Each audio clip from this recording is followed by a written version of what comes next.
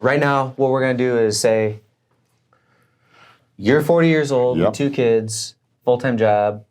What can you do right now, today, to save money, make money? What's a smart financial move to make right now that most people could do that we can help them with? Automate their savings, right? Never see the money, all right? So when I say automate your savings and your investing, is that have a designated amount that goes into a stock account, whether it's Robinhood, whether it's your 401k. The earlier you invest, the more that you have your army of dollar bills and compounding interest.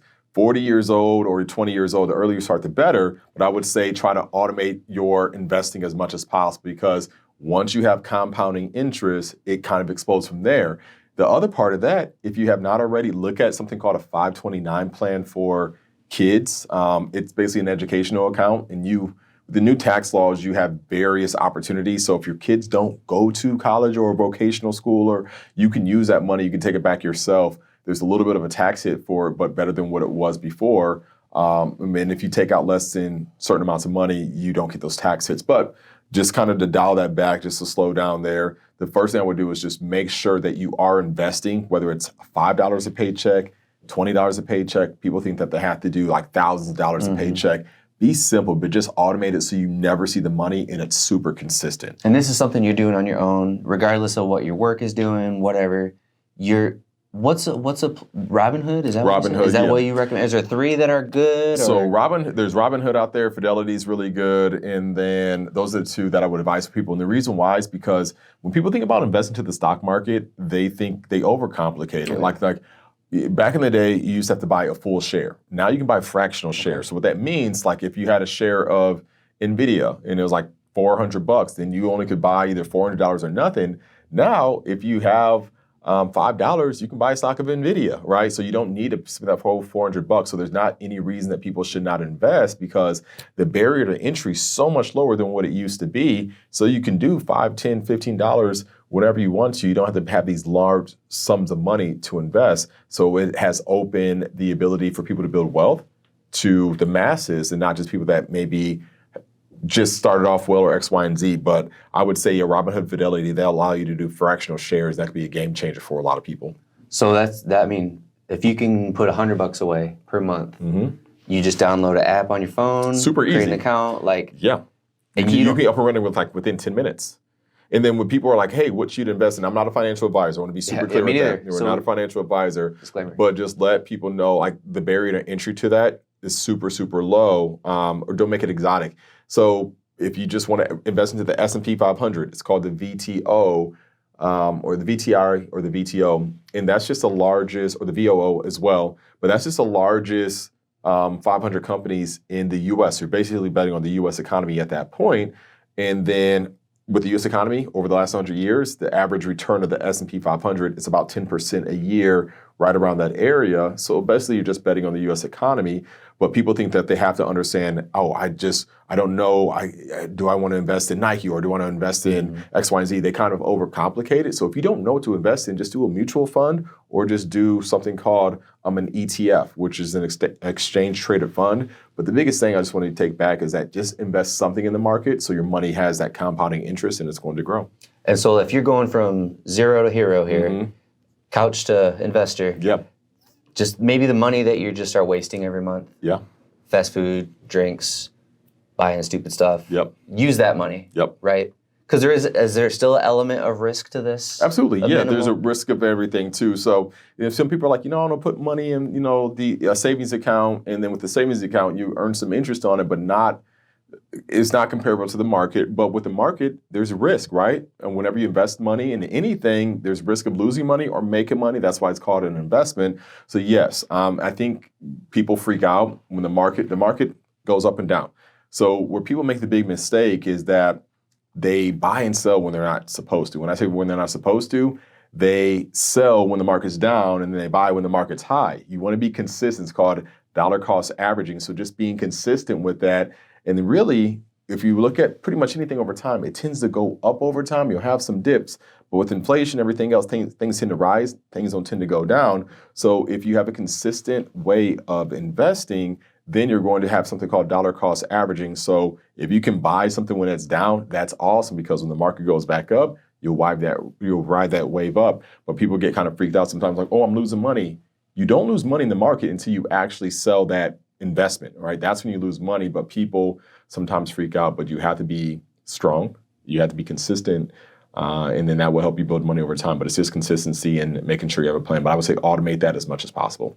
So how would a person decide, let's say, okay, I can come up with $100 a month, but I really would like to pay off that credit card. Right. Should I be putting that $100 towards that credit card, or should I be putting it in the market? I think that's a deep dive question, but how could someone make that decision quickly? So I think that is a great question. I think it is simple. You always you can't out-invest the interest rate. So what I mean by that is that interest rates for credit cards are like 20, 25%. Sure. No matter what the return is on the stock, you're going to be getting hit pretty hard with that high interest credit card debt. So I think you always want to try to focus on paying debt down first, high interest credit card debt, before you kind of open the floodgates of investing. Like, can you do both at once? But yes, but if you ever seen those credit card statements like, hey, if you make the minimum payment over 25 years, if you make the minimum payment, you're going to pay this credit card off in 25 years. It's brutal. So I would say definitely prioritize paying off high interest debt. So high interest debt.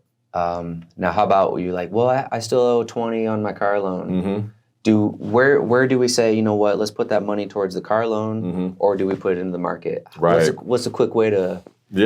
Yeah, so I think all those things you want to look at percentages of what it builds up to with your income. So just from financial literacy and reading books, then typically you don't want more than 8% of your gross monthly income going towards your car payment. If it's greater than that, then that's a mistake. Then the other part of that, and the reason why that's important is because if you think about if you're investing more money in a car payment than you are in the market, then that you're investing more in a depreciating asset, right? Doesn't make any sense because that car, again, is never going to make you any money, but investing in the market, it probably is going to make you some money, right? So as far as that lump sum of money, if you say, hey, should I invest in the stock market or pay off my car?